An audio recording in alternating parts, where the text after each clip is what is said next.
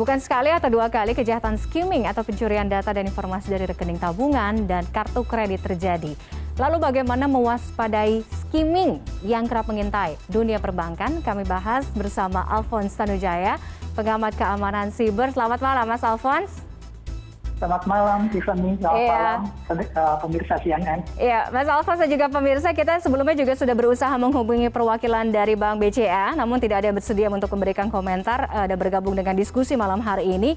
Begitu juga dengan nasabah dari bank tersebut, ya, yaitu Hebi Agus Kurnia yang melaporkan dan bercerita merasa dirugikan menjadi korban kejahatan skimming, ya. Oke, Mas Alphonse, analisa Anda, apa yang terjadi? Kita tuh biasanya tahu skimming lebih banyak dilaporkan atau mungkin rentan pada kartu kredit gitu ya, pada credit card gitu. Tapi untuk rekening debit atau tabungan ini mungkin tidak sebanyak itu, atau mungkin kita juga yang nggak tahu ya. Nah, apa yang terjadi pada salah satu nasabah ini? Apa sih yang sebenarnya terjadi di sana? Kok bisa? Justru ini harusnya menjadi pertanyaan di tahun 2022 ini. Kenapa kejahatannya masih skimming gitu?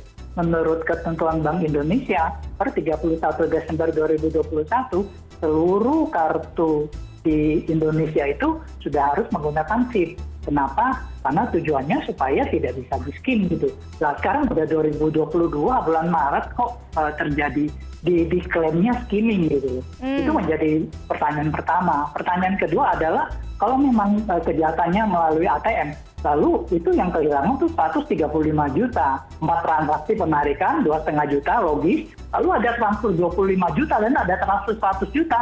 Setahu saya tidak ada kartu ATM yang bisa melakukan transfer sebesar itu. Jadi ya itu maka menjadi pertanyaan bahwa apakah benar sih ini skimming atau bukan begitu. Oke, dari kacamata Anda, ini skimming atau bukan? Kalau dibilang, kita asumsinya begini, kita harus percaya. Kalau misalnya Bang bilang skimming, kita percaya itu skimming. Tetapi kalau memang kita percaya begitu, kita harus kembalikan ke Bank Indonesia. Kemana ketentuan Anda? Anda keluarkan surat edaran BI bahwa per 31 Desember 2021 seluruh kartu di Indonesia itu sudah harus menggunakan chip. Artinya nggak boleh lagi ada kartu magnetik. Ya BI harus bertindak. Itu poin pertama. Poin kedua, kalau memang itu bukan skimming, lalu ada hal lain yang terjadi. Nah, kita justru sebagai nasabah mengharapkan satu transparansi gitu loh. Kita tidak mau menyalahkan, kita nggak mau mengkambing hitamkan, tapi kita mau satu transparansi. Kenapa? Karena kalau menurut hemat saya, BCA ini merupakan salah satu bank yang terbaik yang menurut penilaian saya dari sisi security dan teknologi menjalankan dengan sangat baik dan sangat disiplin gitu. Justru keterbukaan itu yang akan membuat kita akan aman dan tahu, masalahnya di mana cara menghindarinya, gimana supaya kita tidak menjadi korban. Jadi jangan memberikan informasi yang bertentangan dengan fakta yang ada, sehingga malah menjadi pertanyaan sebenarnya ada apa sih gitu. Iya. Jadi transparansi dan juga pertanggungjawaban ini nggak serta-merta selesai uangnya dikembalikan full 100%, tapi kayak harus digali lagi gitu. What's wrong behind gitu? Ada apa sebenarnya di balik itu semua untuk mencegah hal-hal serupa yang tidak kita inginkan terjadi ke depannya, ya. Balik tadi ke masalah chip base. Semua kartu sekarang sudah dipasangi chip dan itu juga masuk dalam regulasi. Pertanyaannya, yang pertama, apakah memang chip base ini serta-merta memproteksi atau melindungi dari kejahatan-kejahatan yang biasanya mengintai dunia perbankan gitu? Atau yang kedua, sebenarnya memang ada sistem atau kelemahan atau bagaimana dalam hal perlindungan data kemudian rekening nasabah ini? Secara teknis, jika kartu itu sudah chip dan ATM-nya sudah melayani chip semua, aktivitas skimming sudah tidak mungkin terjadi dan bisa melakukan yang namanya cloning. Tetapi sekarang kalau pakai chip base itu datanya di-encrypt, sehingga kalau kita mau mengklon data itu biaya dan perangkat untuk melakukan clone-nya mahal sekali. Mungkin nggak balik modal, lebih mahal perangkatnya daripada keuntungan dari melakukan cloning dan melakukan kejahatannya. Jadi secara teknis ini sudah sangat aman. Justru yang kita perlu perhatikan adalah apakah ada kemungkinan di tempat lain yang rentan, di mana seperti kalau misalnya di internet banking ini diamankan dengan sangat baik, ada token diprotect oleh two-factor authentication. Tapi kita ketahui bahwa mobile banking itu tidak diproteksi dengan two-factor authentication, hanya mengandalkan double password, satu PIN transaksi, satu PIN untuk akses. Dan di mobile banking itu hak untuk melakukan transaksinya besar sampai ratusan juta gitu. Nah, beberapa hal seperti itu yang perlu diperhatikan gitu loh, sehingga masyarakat bisa menyadari. Jadi jangan ditutupi kalau memang ada fakta kelemahan di mana, itu juga kelemahan di semua bank kok, bukan cuma di BCA. BCA menurut saya salah satu yang terbaik. Saya pakai BCA banyak sekali gitu loh. Justru kita harus terbuka, kita harus belajar gitu. Salahnya di mana, masalahnya di mana, bagaimana cara memperbaikinya. Itu yang paling baik daripada menutupi dan takut bahwa menjadi tidak aman, orang langsung tidak pakai. Saya tidak melihat ke arah situ. Saat ini menurut saya BCA salah satu bank terbaik yang menerapkan security dan IT kok. Oh, oke. Artinya tadi dari penjelasan Mas Alfons, sekarang udah masuk digital ya. Semua orang sekarang itu serba cashless gitu. Mungkin duit di dompetnya itu dikit gitu sekarang, karena ya bayarnya kan lebih gampang gitu ya pakai digital. Tadi ngomongin soal mobile banking, sekarang mungkin banyak orang menggunakan itu. Artinya mobile banking ini tidak sepenuhnya aman, masih rentan terhadap yaitu kebocoran dan juga kejahatan. Secara teknis security, pengamanan yang terbaik itu saat ini adalah pengamanan yang menggunakan two-factor authentication. Di mana ada pengamanan dari perangkat ketiga, one-time password. One-time password itu seperti token dari internet banking.